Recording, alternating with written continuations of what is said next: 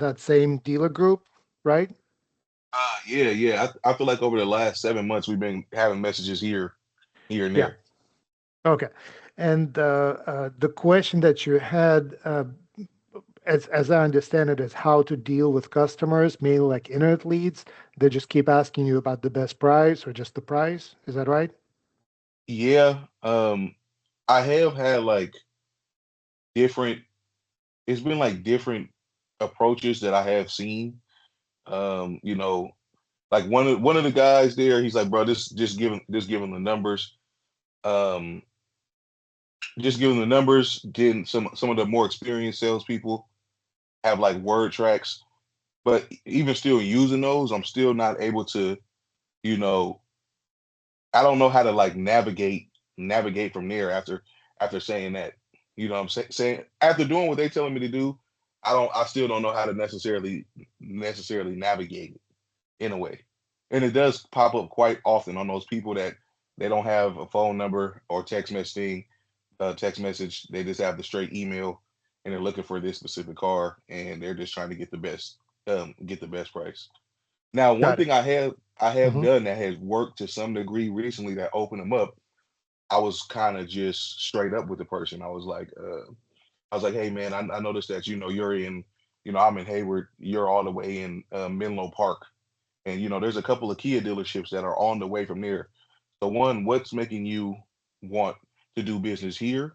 And also two, are you just looking for a quote or you're actually going to give me a fair chance at earning your business? Got it. And Okay. that kind of opened them up a little bit. Right. So you want to concentrate on internet leads, that there's a no phone number, it's just an internet lead, and you have to communicate by email, and they asking about the best price, and it could be a new or used car, right? Yeah, sometimes it does come with the phone and the text message, but they primarily are responding through email. Right. So just a side note, if there's a phone number, what do you do first? Oh yeah, definitely be calling, most definitely. You'll be calling. Okay, Yeah. sounds good. Okay, so then yeah, let's concentrate on this subject of how to deal with inert leads that is just pure email. There's no phone or there's no response, right? So let's break it down. I know that the company, the dealer group you work for, it's one price policy. Is that right? Yeah, we got the simple price Okay. system. So this makes your job much easier. It makes it a little difficult in a point in a way that like you feel like you don't have the ability to negotiate, right? Another dealership that I might be able to say, well, come on in and then we'll negotiate and then I'll do something. You don't have that ability because if you say that, that'll be lying to the customer, right? So that's out of Yes. window.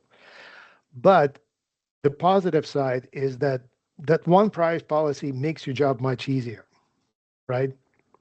And also, you have to see this and present it to the customer as a positive point, as a selling point. So, do you have a wording that you can put in an email that'll be a positive spin on that policy? Like, how would you word it in an email? You know what? I did actually receive a word track. So the basic one that's talking about, we do our extensive research, within the 300-mile radius. The basic one that most people are probably saying. But then at the end, he put his own little spin on it, and he said, sir, I'm in the business to get you the best price. I don't think I've ever had anybody ever come to me asking for the highest price. And then it's like a little hi at the end Okay, to kind of lighten the s- blow a little bit. right. Uh, but do you have like a template, like the way, like you're saying this is a common thing, right? Commonly people ask what's the best price. So, what do you write them? How Um, would you you know, word it? oh man, you know what? The word track itself is I just have a whole bunch of word tracks. I have a whole bunch of word tracks just to make up things like a lot more efficient when you're just doing messages and emails. I can't remember exactly what the word track what the word track says word for word. I would have to log into my Google Docs is where I have the templates that I've just accumulated over time. Okay, Um, that's fair. But just let me like break it down first, right? So yeah, we concentrated on the email, but let's say you got me on the phone. let's say I'm a customer, you got me on the phone. It's a Kia that you have in stock. It's new and you have it listed for, I don't know, $1,000 off MSRP. Is that reasonable? Yes. Okay. So you got me on the phone, like, yeah, yeah, yeah, this car is available. Cool. What's your best price? Typically, what I would go to from there, I would start off with, you know, what kind of budget are you working with? Well, no, dude, I asked you a question. What's your best price?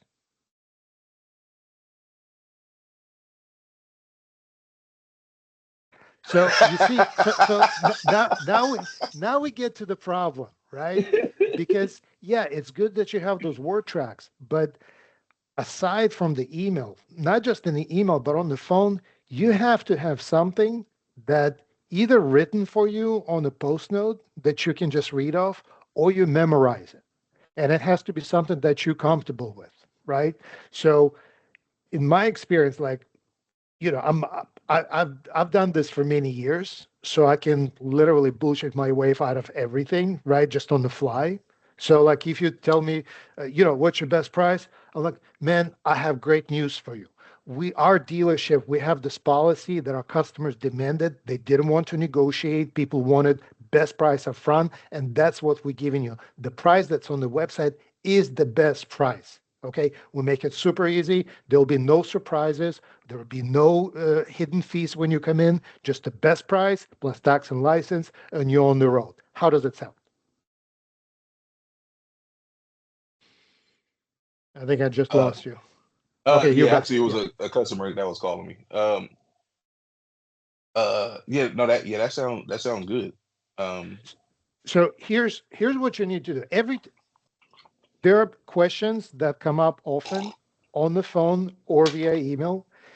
You have to either write it down, or these days, there's a cheat. You can go to ChatGPT and tell ChatGPT, hey, write me a script how to respond to blah, blah, blah. Then you adjust it a little bit. Then you have to memorize it. Okay, you literally have to memorize it. So it's like this, right? And it's also like what could be lacking is your confidence, right?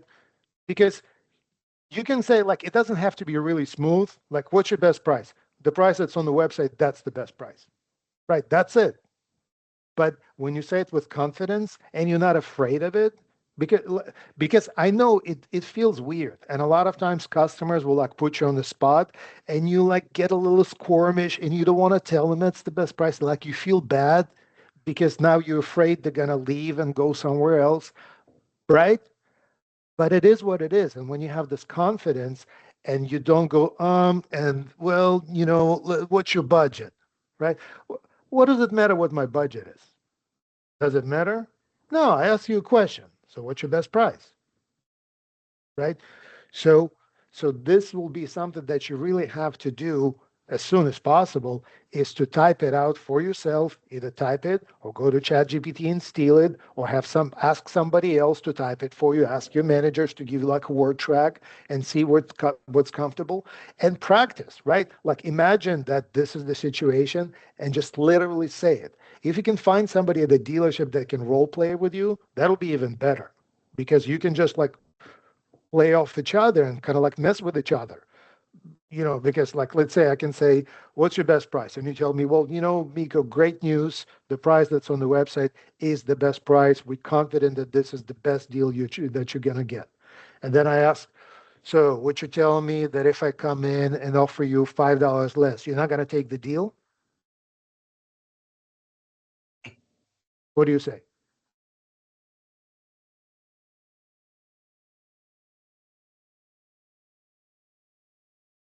Have you had this question from a customer? uh, ooh, you know what? To be honest with you, I don't believe so. Now I've heard my managers and other salespeople say things like that. Like when people ask for the best price, one of them will be like, "Yeah, well, best price to me and best price to you is different. Best price to me is $5,000 over MSRP." Right. Well, that's a joke, kind of, Yeah, right? that's a joke. Yeah. This could work when we build rapport and we're in person, and I'm kind of like, and you have like nice personality. I'm sure you can play it off with a customer in person. When you on email, it's definitely not going to work. No. On the first phone call, it's also a little tricky, right?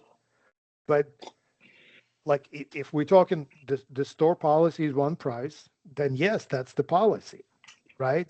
And then you can extrapolate, like for example, because I worked at the same, in the same policy store. So we would say, you know, what we do, we follow the market every day. If tomorrow the market changes, we will drop the price, but the price will be the same for everybody because we want to be fair to you. We want to be fair to another guy as well. So when we drop the price by 500, it'll be the same to you and to the other guy as well. Does it sounds fair? Yes. Okay. So does this make sense so far? No, it does. Okay. Yep. So now let's go back to the email. And let's just imagine that you're writing this first email, right? Is that the scenario that's somebody put the question, what's your best price, or what's the scenario? Well, it's just something that's constantly happening. So You know, so you answer to the lead, you answer the lead, right? And then they asked what's the best price, or they asked the best price before that. typically with these people, you know what I'm Yeah. saying? Sometimes it'll just be once again, it'll just be an email or it will be the number, the email, and the text message. You'll hit all of those calling first clearly. And then you'll get to the email part. And typically what we'll do is some little generic email. Or, yeah, it's usually some this type of generic email and they'll message you back saying the specific car and they'll be like, hey, what's the best price on this car? Okay. Yeah.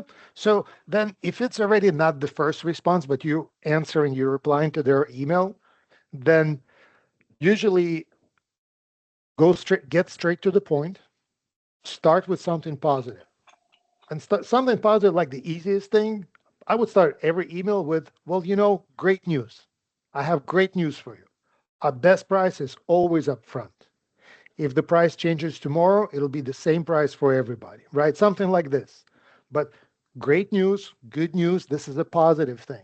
You're confident, you're behind this 100%. And then once you answer it in a concise way, like one or two sentences, then you go into questions, right? That's how you get to the next step. Like you answer the question because human mind, like we have this thing, when I ask the question, when you say something to me, my brain registered that you did answer it. Now, maybe it doesn't make sense what you answered. Maybe you said something that's not completely related, but it kind of like puts me at ease that you did answer it. You ever watch politicians talk or answer questions? You know what? I haven't paid too much attention to it. Okay, well, that's good for your mental health, but that's what politicians do, right? They ask them a question, "What are you doing about the inflation?" And they talk about something else completely, and everybody's happy for some reason, right? So this is what they do. They answer the question. They don't go and like ask a question instead. So you answer the question, and then you kind of like, now that we answer that, let's go to the next steps. So every email that you send to the customer, there should be information for the customer, like the answer to the question, and then you go to next step. What is the next step? What do you think will be the next step, or the question that you ask them?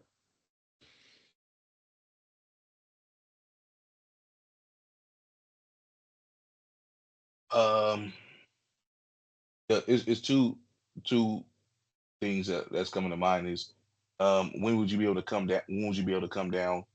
Or if have you had a chance to see the car in person? Have you got a chance to get in the car, drive it, test drive it, whatever? Okay, Those that would kind of move. I would try to move towards that, getting them in. okay, fair enough. And those are pretty common, and that's those both are. The first one is a better next step because it's more actionable, right? And we do want to move it straight to the action. But I'm gonna give you. Let me know when you're back. I keep getting You good? calls. Okay. No, I understand. So, um, have you had a chance to drive it? It's kind of like it's okay, it's polite, but it's prolonging the conversation a little bit.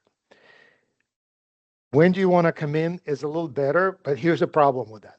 What time does your store close? 7 p.m. Okay. So you ask me, what time do you want to come in? And I tell you, oh, you close at 7. I want to come in at 6:50. Is that good? Are you happy? No. No, right? And also, when you want to come in, you tell me, I don't have anything to do. I don't have any customers. Come in at any time. That means that's like invitation to procrastinate. Instead, always think of alternate choice. Always give the customer 2 or 3 choices. And when you want to go towards an appointment, you say this, or you write this. I have availability today at 4:30 or whatever, or tomorrow morning at 11. Which time works best for you?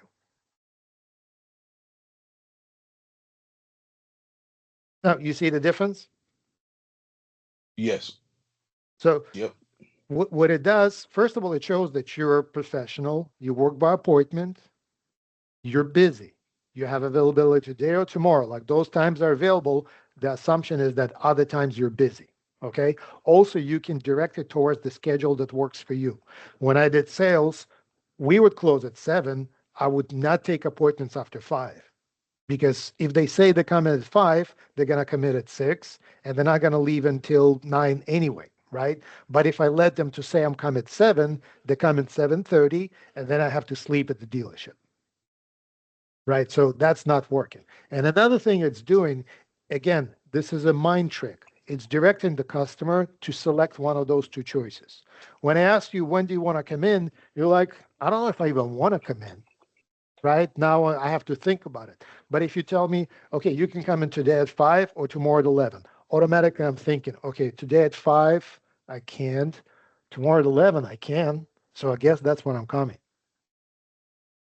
Right? Mm. And if the customer cannot come in any of those times, you're already pushing them towards those times, right? Because if I tell them, okay, I have availability today at 5, tomorrow at 11, they're like, well, I get off work at 5:30.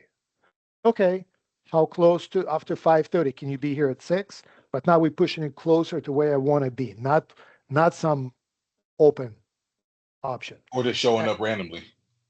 That's right. I mean, that's not the worst. The worst is when you tell them, oh, come in at any time, they procrastinate and they don't come in at all. And then they drive by the dealership that's somewhere else and they're like, well, I'm already here. Let me just go there. So Right. you're getting a mini commitment out of them. Exactly. Okay. And so that's one way. And this is like directly when you push for towards appointment. If you have a feel that they might not be ready for an appointment, there's a different alternate choice. And that alternate choice will be this. So, do you guys have like a tool where I can buy the car online on the website? Ooh, I honestly I don't think so. Is it Kia Hayward? Oh, yep, it's Kia Hayward. Yeah, I Let me don't think see. you do. I Okay. we have done transactions where people haven't physically been in the store, Okay. but I don't think it was over the website. Got it. So that's fine. If you don't have it, I'll check quickly. But if you don't have it, it's no big deal. Uh, okay. So you have calculate your payment. So you do have. Yeah, so it looks like you should play with this, right? Play with your own website, play with it, calculate your payment, see if you can kind of like, yeah, you can. I think this is Roadster Digital Retail, so I think you can actually buy the card. Yeah, it's Roadster. Oh, okay. Roadster, yeah. Yeah, Oh, okay. so Yeah. so then let's say we're going back to that email, right? You ask me what's the best price, and I go, listen, great news for you. Our best price is always upfront. We don't mess with customers. There will be no hidden fees, just tax and license, and the price is fair for everybody. Now, here's what I'm asking you. Would you prefer to buy the car online, or do you want to test drive it first?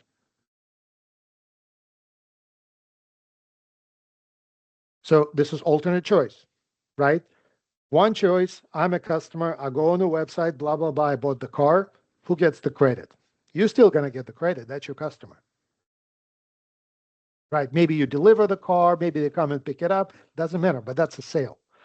Most often, most customers will think about this and they will say, okay, I'm not really ready to buy. I want to test drive it first. And then you go into the appointment, right? Either way, it works for you. Another alternate choice could be like if you have a feel that it might be a finance situation, credit situation, you can say, would you like to get pre approved for a loan first or test drive the car first? Now, which one works better for you? Does it matter? No. Right. So this is what you want. You want to give me as a customer the choice that whatever I choose, it works for you. Okay. Same thing. Let's say the customer is asking for a car that you don't have. Like, what do you do in this case? How do you respond to the customer? Um, well, typically what I'll do is I'll go to our inventory and I can see what other stores have it, what other stores don't. If it's possible for us to get it, because it's like maybe two or three stores we have some type of relationship with, and then it's depending on how popular the car is what I'll do. Or sometimes I'll even go talk to a manager and be like, is this possible that we can get this car? Okay. So it takes a little bit of time and you kind of have to Yes, figure it out, right? yes. So are we talking about the model that like model is completely sold out, or is it like a specific trim, or what are we talking about? Typically it's gonna be a specific trim Okay. of So a model.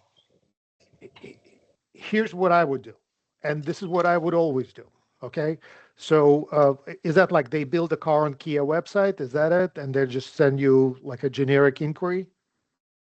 You know what? I think that is some of it that they can Yeah. go on the Kia website and build it, and then it will pop up and it'll say, "Oh, Kia Hayward has it. Yada yada yada has this color Okay. or So this trim." So what I would always do, I would start so I can respond right away. You see what you have in stock, right? So if I indicated somehow that I want specific trim for Sorrento, you don't have that trim, you can just ignore the trim and tell me, here's you selected a new Sorrento, great choice, awesome car. We have a few of them in stock. One, two, three links. You put three links in the email, so that's alternate choice. And then you ask which one of these cars would work best for you. So again, mentally, what it's doing to me as a customer, I'm starting to think, I'm clicking on these cars and I'm starting thinking like mental ownership. Can I see myself drive this car? Not this one, but I can see drive this one. If none of them work, then we can have another conversation. But now you're not doing dealer trades. Now you're not dealing with a lot of complications. At least you're trying to sell something that's in stock, Okay, that makes right? sense. It looks like the interaction. You got to find some type of way to keep things moving forward constantly. Keep things moving. Also, keyword is alternate choice. Alternate choice meaning you're not asking the customer, what do you want to do or what do you want? You tell them, okay, these are your options. One, two, three. Which one works best? Okay, that makes sense. It's starting to put into perspective a lot of the things that that I see people doing. You know, Yeah. clearly the people that have more experience than me, what they're doing, but nobody's actually like putting it like how you're putting it. Even though managers, when I ask them, we just kind of get fucked off, or they get mad, stupid shit. Yeah. Um, but I see that that's what they're doing, but I don't know, I don't understand the why or what, Yeah. so I can't configure it into something that works for me. It's just a whole bunch of random movements. Like if you watch somebody boxing, Yeah. you think No, you know what they're doing, but you really don't at the end of the day. There was so much thought put into that punch that, you wouldn't be able to even imagine or, be well, able to break it down. if we go to that, to that allegory or whatever of boxing, not only they put a lot of thought, they put a lot of practice. And what Yes. is practice? Practice is role play. Find somebody at your dealership that wants to get as good as you want to get and tell them, dude, we got to get better. Let's do this. Let's sit down. Let's go have lunch. I'm going to be the customer. You call me, right? And then we switch, right? So, two more things. Going back to phone calls. And this is something I learned when I started because we had a good phone trainer. They would say, okay, all customer phone calls, they come in specific categories, right? There are no new questions. There's nothing that the customer will ask you on the phone that you never heard before, right?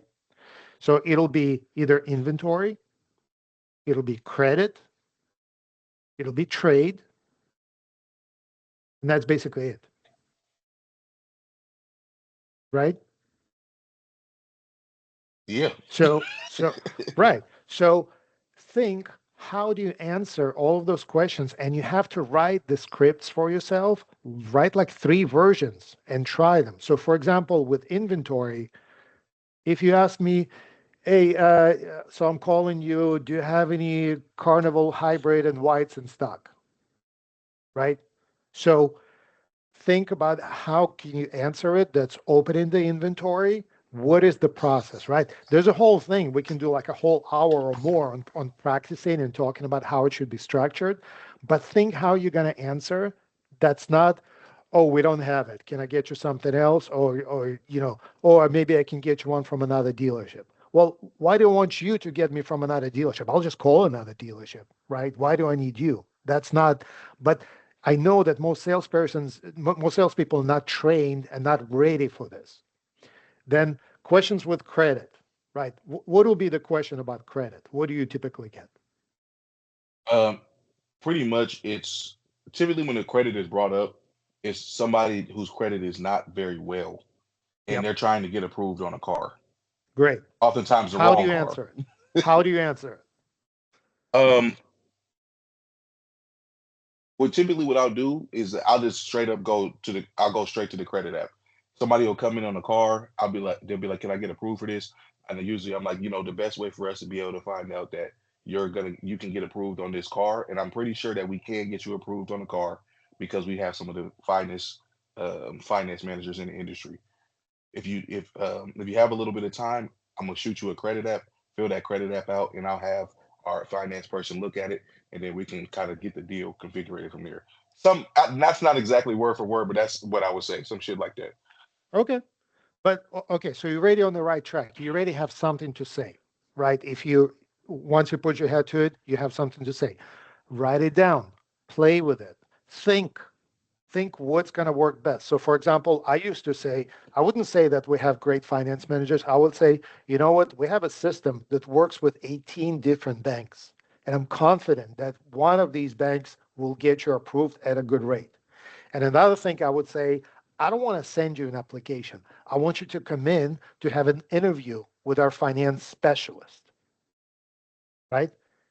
Because if I have bad credit, I'm going to shoot my credit application everywhere and I'm not going to come in. But if you sound like you're serious of working with difficult credit situation, and that's another thing, you can literally make it up and write something. You know what? It's a great thing you called us because we specialize in challenging credit situations. We have a finance specialist that's all they do.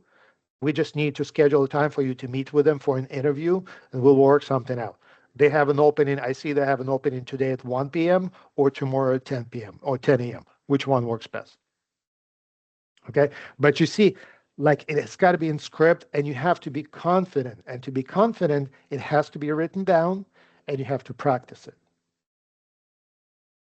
All right. Now let's go back to the email. Okay. So here's what I want to ask you. When you get that lead, the first lead comes in. So you said you have a generic response? Yeah. So what we do typically is that there's like so we use dealer socket, Okay. and typically there's like the option. It'll have like something that's specific on that car if we have the car in stock, or if not, there will be like a general button that'll put like 3 cars. Sometimes it'll put that same car on there, but a different trim, and then 2 other cars that are like very similar. Like if you buy something off Amazon, and then you look at the bottom, it'll say recommended things, and it'll start putting all these things together for you. People often buy this if they're looking for this as well Okay. with it, So kind of like basically that. it's a built-in tool on dealer socket. It's yes, Okay. very generic. So if I were you, I would start thinking and building my own templates. Dealer socket will allow you to build your own thing. I would not use the generic thing from dealer socket because I know what it looks like. It's clunky. There'll be like pages of different cars and nobody's going to scroll through that. Instead, well, I have that channel, right? You watch my videos, right?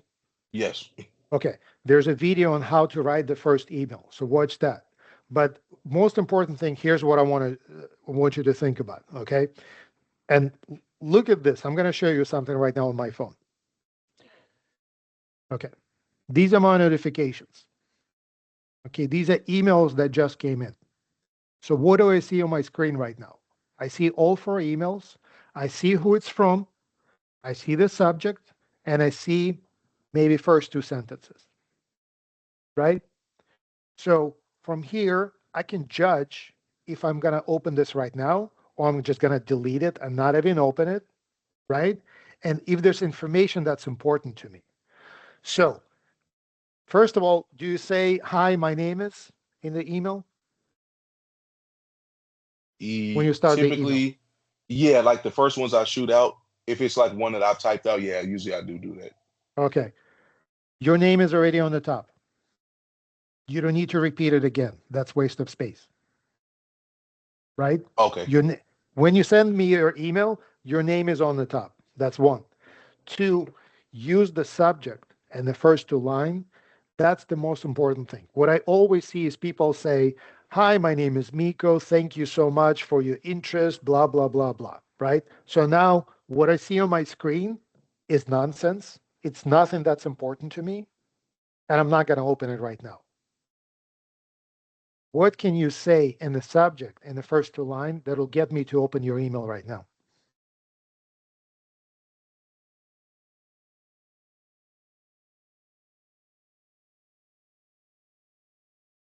Something about um so it's the first thing that's coming to mind is like decision making, like decision making about car your next Kia purchase, or some like tips or something like that when looking at Kias or something like that. That's the first thing that's coming into mind. Well, what's important right now is you thinking about it, right? You're thinking about how to structure it because the structure of the email, you see, it's so important what's right on the top, much more important that's what's below, right? So, for example, if I'm a customer, I'm asking, if this car is in stock, what you can say right now on the subject and the first 2 line that's going to get me to open it.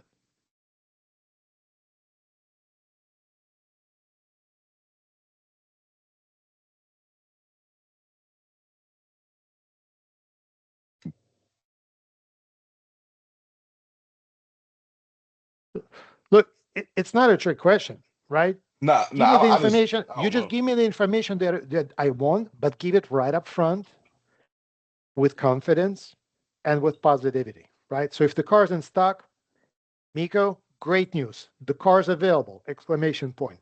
Here are the details below. Here are the details below means I don't see them. Now I have to click to read the emails. Now I want to see what the details are, right? If it's about the best price, Miko, great news. Our dealership, blah, blah, blah, best price, calculate your payment, something. Okay, watch the video that when I talk about how to do it specifically. But something that's straight to the point that most importantly, you don't waste that space for useless politeness. Okay. Hi, my name is, thank you so much. That's a waste. All right. I think I gave you a lot, right? That's a lot of info. Was it helpful? Yes, most definitely. It's like that's kind of what I needed, because it's like I was saying, like I see people doing it, and it's like they're telling me things, but it's just like if you want to learn how to play piano and you just went on YouTube to do it. Like they're giving you the right information, but it's just not, you don't know how to put it together and make it a foundation. Yeah. That's kind of how how I feel. Like it's floating around, but it's just like it's just, you feel me? Yeah. Okay. But So talking to you put everything together for sure. It makes me understand. Okay, that's why they're doing this. yeah, so That's why so they're now doing you this. now you can think about those things. Now you can start working, and the homework that you have to do is write scripts, watch the videos, right? And the video will tell you how to build that template that you can build your own template in Dealer Socket. And by the way, different leads should have different templates, but that's a whole other subject, right? At least you already understand the structure, and the structure is something catchy right on top, answer, and then next steps as alternate options. Alternate options, Do you want to buy it online or do you want to come in inside? Do you want to get pre-approved or do you want to test drive? Do you want to come in today at this time or tomorrow at this time? Okay, always options. And that's it. It's that simple. That makes sense. That does make sense. And oftentimes you see that kind of stuff when you're getting when you're getting emails from different other companies. You'll Yeah. see that's a big thing I've been paying attention to is like if I'm buying something online, like how are they selling this? How are they presenting the information? Just like even me peeping the recommended. Like say you're trying to buy a pair of shoes, buy a pair of Nikes off Amazon. Then you'll go down, it'll have recommended things. Even before you make the purchase, right before you about to click order, they'll have other recommended shoes in different colors and this kind of thing. So I'm like, oh, okay, that makes a lot of sense. It's starting to slowly come together, but I need somebody like you to put this shit together. Yeah. So look, overall, you're already ahead of the competition because very few people like look for those videos, look for the information, invest the time to train, to ask, right? You at least you went out of out of your comfort zone, you found my stuff, you contacted me, we communicated. So you're already in a much better spot. Now we're just like getting a little bit of tips and tricks and putting some work to it. And like there's no reason you're not going to succeed. Right on. I appreciate that. All right. I do So, appreciate that. yeah. So, do your homework. Let's stay in touch. Let's see how you feel later. Maybe we'll do a couple more of these later. But that's it. Good luck. Right on, Miko. Thank you. All right. You got it. All right.